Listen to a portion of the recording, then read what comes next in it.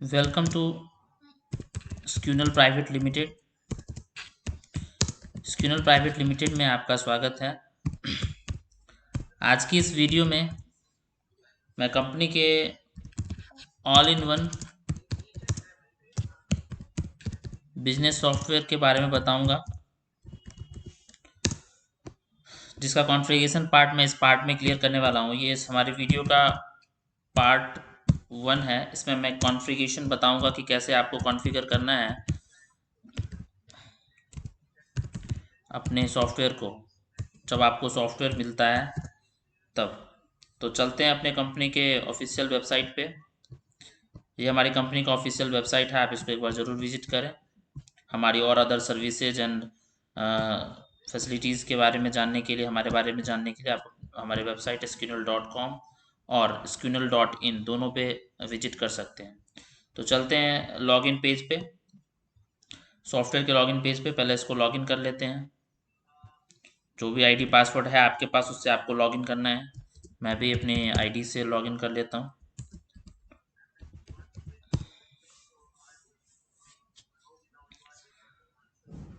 तो ये हमारी सॉफ्टवेयर का फ्रेश डैशबोर्ड है। इसमें कोई भी डेटा एंट्री नहीं है। जैसे कि आपको जब सॉफ्टवेयर मिलता है तो उस टाइम में ऐसा ही प्लेन सॉफ्टवेयर मिलता है, इसमें कोई भी डेटा एंट्री नहीं होती है। आप देख सकते हैं ऊपर लिखा है स्क्यूनल all in one business software. तो अब इस सॉफ्टवेयर को आप अपने स्टोर के लिए कैसे कॉन्फ़िगर करेंगे वो मैं बताऊंगा, या किसी भी स्टोर के लिए स्टार्टिंग में कैसे कॉन्फ़िगर किया जाता है वो बताऊंगा। तो सबसे पहले सेटिंग के अंदर सिस्टम सेटिंग है। यहाँ पे आप देख सकते हैं ये साइट कॉन्फ़िगरेशन लिखा हुआ है। साइट कॉन्फ़िगरेशन के अंदर में आपको अपनी इन्फॉर्मेशन, स्टोर की इन्फॉर्मेशन फिल करनी है और सॉफ्टवेयर के रिलेटेड इन्फॉर्मेशन फिल करनी है। तो सबसे पहले साइट नेम में यहाँ आप अपने स्टोर का नाम लिख सकते हैं, इसको हटा के। आपका स्टोर का नाम कुछ भी हो सकता है, जैसे कि अमित इंटरप्राइजेस, लोकेश इन्फोटेक, कुछ भी हो सकता है। जो भी आपके स्टोर का नाम जीएसटी के साथ एसोसिएट है, उसको आप यहाँ पे एंटर कर सकते हैं, यहाँ पे ऐड कर सकते हैं। ठीक है। तो मैं अभी जस्ट यहाँ पे योर स्टोर नेम डाल रहा हूँ।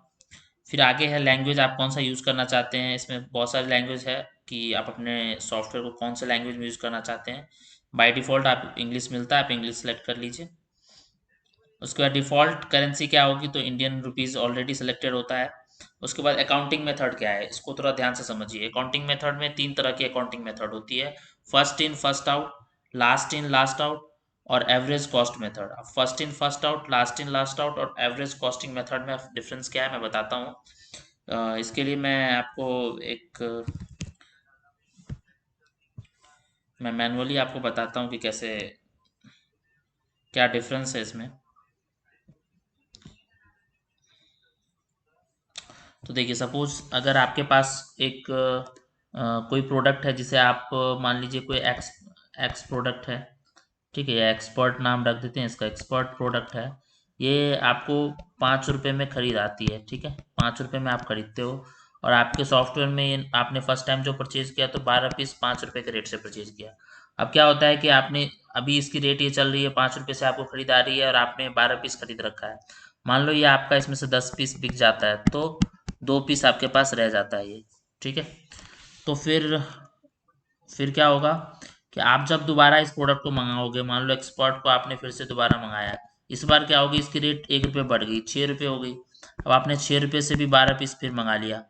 अब आपके पास टोटल स्टॉक क्या होगी, 6 रुपये के दर से 12 पीस और पुराने 5 रुपये के रेट से 2 पीस है। टोटल आपके पास कितनी होगी, 14 पीस। अब मैं आपको समझाता हूँ कि फर्स्ट इन फर्स्ट आउट और उसमें क्या डिफरेंस है। तो मान लो कि फर्स्ट इन फर्स्ट आउट में क्या होगा कि आपका जो पहले जो माल आया हुआ है 5 रुपये के रेट से, ये पहले बिकेगा। ये 2 पीस जो बचा हुआ है ये स्टॉक में से पहले घटेगा। और लास्ट इन लास्ट आउट में क्या होगा, जो ये लास्ट में आया है आपको 6 रुपये के रेट से, पहले ये 12 पीस स्टॉक में से घटेगा। ठीक है, तब ये वाली कॉस्टिंग चलेगी, 5 रुपये वाली। लेकिन आप अगर एवरेज कॉस्टिंग रखते हो, जो कि रिकमेंडेड है हमारे साइड से, हम लोग सारे कस्टमर को यही सजेस्ट करते हैं कि आप एवरेज कॉस्टिंग रखिए, इससे आपका हिसाब पूरा क्लियर रहता है। तो क्या करेगा ये, आपको दोनों की कॉस्टिंग को जोड़ करके एवरेज बना देगा। मान लो 5 रुपये और 6 रुपये को जोड़ के जो मान लो 11 रुपये हो गए। ठीक है, और जितना पीस है उसके हिसाब से, मतलब कि एवरेज कॉस्ट निकाल देगा दोनों कॉस्ट को जोड़ करके।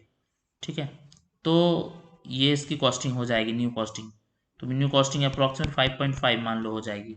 ठीक है, तो आपका जो एवरेज कॉस्ट है आपके स्टॉक के हिसाब से तो वो हो जाता है। तो ये डिपेंड्स कि आप कौन सी कॉस्टिंग रखना चाहते हो। वो आप वहाँ पे जो भी, अगर हमारी टीम के कोई मेंबर इस वीडियो को देख रहे हैं तो वो आप अपने वहाँ के स्टोर जो ऑनर होंगे उनसे पता कर लीजिए कि उनको कौन सी अकाउंटिंग मेथड चाहिए। ठीक है, हम लोग रिकमेंड करते हैं एवरेज कॉस्टिंग मेथड। ठीक है, ओके। उसके बाद आता है डिफ़ॉल्ट ईमेल। आप ईमेल आईडी वहाँ डाल सकते हैं। ईमेल आईडी में contact@ जो भी डोमेन होगा वो .com यहाँ आप लगा देंगे, वो इनकी डिफ़ॉल्ट ईमेल एड्रेस होगी। ठीक है, उसके बाद क्या है कि प्राइस ग्रुप क्या रहेगा, जनरल। तो फिलहाल बाई डिफ़ॉल्ट जनरल ही रखना है, डिफ़ॉल्ट प्राइस ग्रुप डिफ़ॉल्ट ही रहेगा। बाकी इन चीज़ों को, उसके number of days disable editing, मतलब कि आप अपने सॉफ्टवेयर में कितने डेट के नंबर ऑफ डेज के बाद कोई चीज़ की एडिटिंग को डिजेबल करना चाहते हो। तो 90 दिन, 3 महीने तक आप अपने कोई भी बिल को छेड़छाड़ कर सकते हो। अगर आपको इसको बढ़ाना है तो आप इसको 365 दिन भी कर सकते हो। तो आप अपने हिसाब से सॉफ्टवेयर में एडिटिंग इनेबल की डेट, नंबर ऑफ डेज बढ़ा घटा सकते हो। तो आप यहाँ पे जैसा भी आप चाहते हो वैसे इनपुट आप डाल लो। आप चाहते हो कि 100 दिन तक हम एडिटिंग कर सकते हैं तो 100 दिन तक कर लो। हम बाय डिफ़ॉल्ट 3 महीने का देते हैं। ठीक है, रो पर पेज जो डेटा दिखेगी वो 10 डेटा दिखेगी, या 25 या 50 या 11 जो भी है। फिलहाल हम 10 रखते हैं। डेट का फॉर्मेट क्या होगा, पहले डेट, मंथ, फिर ईयर, या फिर पहले मंथ डेट। तो आप यहाँ से देख सकते हैं कौन सा डेट का फॉर्मेट रखना है। ये सारी चीज़ें करने के बाद आप यहाँ पे प्रोडक्ट टेक्स्ट को इनेबल करना है, डिजेबल करना है। रैक्स इनेबल रहेगा या डिजेबल रहेगा। प्रोडक्ट की वेरिएंट्स इनेबल रहेगी या डिजेबल, मतलब प्रोडक्ट में जो वेरिएंट होते हैं उसको इनेबल रखना है या डिजेबल रखना है। ये सारी चीज़ें आपको यहाँ पे कॉन्फ़िगरेशन के लिए मिल जाती है। उसके आपको मैं प्रीफिक्स समझा देता हूँ। मान लो आपका सेल का जो रेफरेंस नंबर होगा उसके आगे आप क्या प्रीफिक्स, मतलब सेल 001 या फिर जो भी रखना चाहते हो उसकी प्रीफिक्स आप यहाँ से सेट कर सकते हो, इस प्रीफिक्स से। ठीक है, उसके बाद आप यहाँ पे अपडेट सेटिंग कर देना है। वेट करना है। देखिए मैंने यहाँ पे जो पहले दूसरा नाम शो हो रहा था, स्क्यूनर all in one business software show हो रहा था, अब यहाँ पे योर स्टोर नेम शो हो रहा है क्योंकि मैंने यहाँ पे इसको चेंज कर दिया। ठीक है, अब सेटिंग के अंदर में और भी पार्ट है, पहले पूरी सेटिंग्स को समझते हैं। अब ये क्या है, point of sale setting, POS setting है।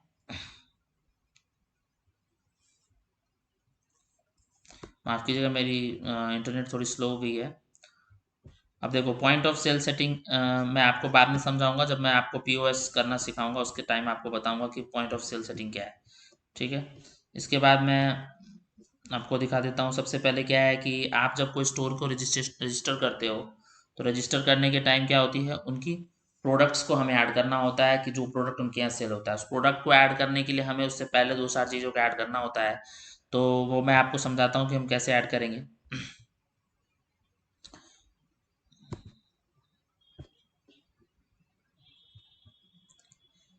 मुझे एक बार इसे दोबारा खोलने दीजिए।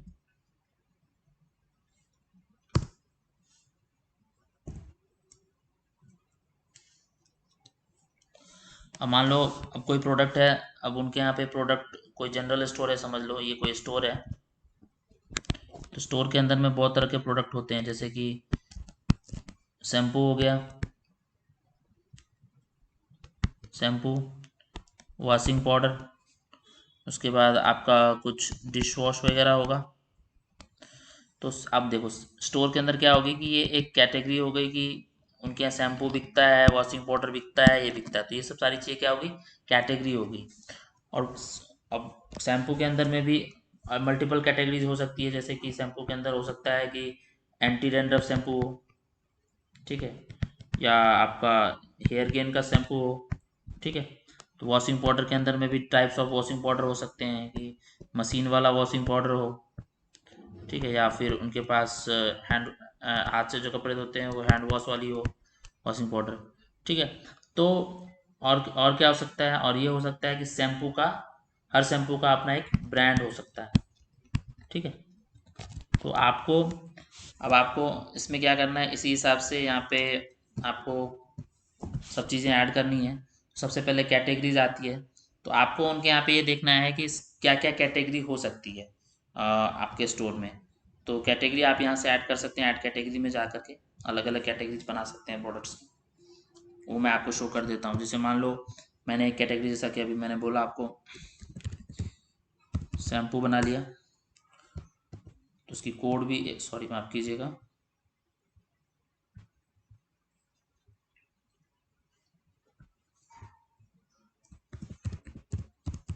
शैम्पू। फिर कैटेगरी का नेम होगा, तो इसी को आप उठा के कॉपी कर सकते हैं। यहाँ पे स्लग ऑटोमेटिक आ जाएगा, डिस्क्रिप्शन में भी आप यही डाल सकते हैं और इसको आप ऐड कर सकते हैं। आप देख सकते हैं शैम्पू कैटेगरी यहाँ ऐड हो गई। अब मैं मान लो उसकी एक ब्रांड ऐड कर लेता हूँ।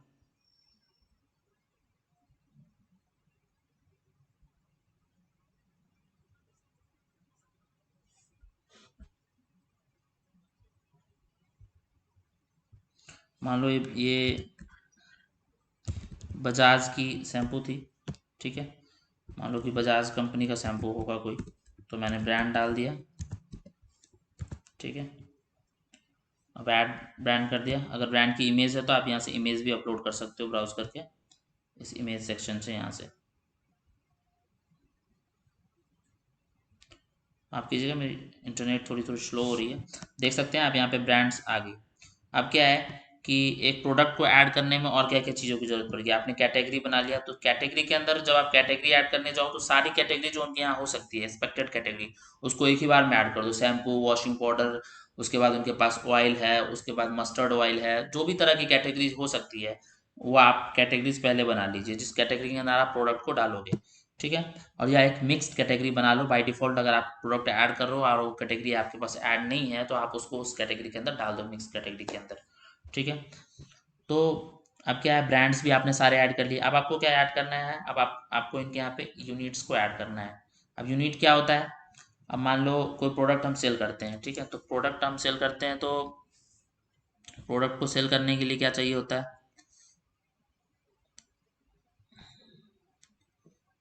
प्रोडक्ट को सेल करने के लिए चाहिए होता है कि आपका जो प्रोडक्ट है वो कैसे बिकता है। मान लो लीटर में बिकता है, पीस में बिकता है, या फिर कैसे बिकता है।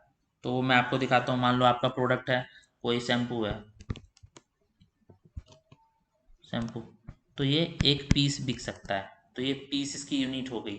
ये पीस क्या हो गई, यूनिट हो गई, ठीक है। उसके बाद मैं ऑयल की बात करता हूँ, अगर मस्टर्ड ऑयल की बात करता हूँ, खाना बनाने वाले ऑयल के बारे में बात करता हूँ, तो वो क्या हो सकता है, 1 लीटर में बिकेगा, तो ये भी इसकी यूनिट होगी। तो उनके यहाँ प्रोडक्ट किस किस वे में बिकता है, तो उसको आपको ऐड करना है इसके अंदर, यूनिट के अंदर। आप यूनिट के अंदर देख सकते हो अभी तक कुछ भी नहीं है। यहाँ आप एक्शन में जाओगे, ऐड यूनिट करोगे। अब यूनिट की कोड मांग रहा है। मान लो कि मुझे यूनिट की कोड पीसी, पीस के लिए ऐड करनी है, तो पीसी हो गई। यूनिट नेम भी आप पीसी डाल सकते हो, ठीक है। आपने ऐड कर दिया, ठीक है। अब क्या है कि फिर आप ऐड यूनिट करते हो। उसके बाद आपको क्या है कि मान लो लीटर, ठीक है। या फिर ऐसा भी हो सकता है कोई चीज़ केजी में बिक रहा है, किलोग्राम, ठीक है। तो आप यहाँ पे यूनिट का नाम लिख दो, किलोग्राम, ठीक है। अब ऐड कर दिया। तो ये सारी चीज़ें आपको जिस जिस यूनिट में उनके यहाँ प्रोडक्ट बिकता है उस यूनिट को आपको ऐड कर देना है, ठीक है। उसके बाद आपको टैक्स रेट्स क्या है, अब देखो अलग अलग टैक्स रेट होते हैं, तो मैं सबसे पहले नो टैक्स एक रहने देना है, बाकी इसको और इसको आपको डिलीट कर देना है अगर वहाँ पे है तो, क्योंकि वैट अब लगती नहीं है, तो ठीक है। अब आपको जीएसटी अलग अलग तरीके का होता है, आपको पता करना है उनके यहाँ पे जीएसटी कौन कौन से परसेंट की लगती है, तो आपको वो उस परसेंट की जीएसटी बना देनी है। मान लो मैं जीएसटी @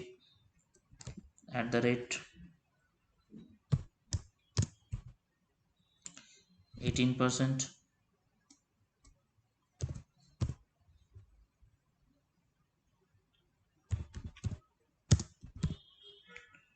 इसकी रेट आपको 18 डालनी है।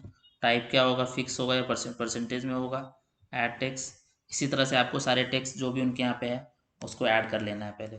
अभी जो जो पार्ट में मैं ले जा रहा हूँ आपको, जैसे कि मैंने कैटेगरी में ले गया, उसके बाद मैं आपको यूनिट में ले गया, ब्रांड्स में ले गया, टैक्स रेट्स में ले गया, तो यहाँ पे आपको एक ही बार में सारे ऐड कर लेने। मान लो आपको फिर से ऐड करना है, 18 ऐड हो गया।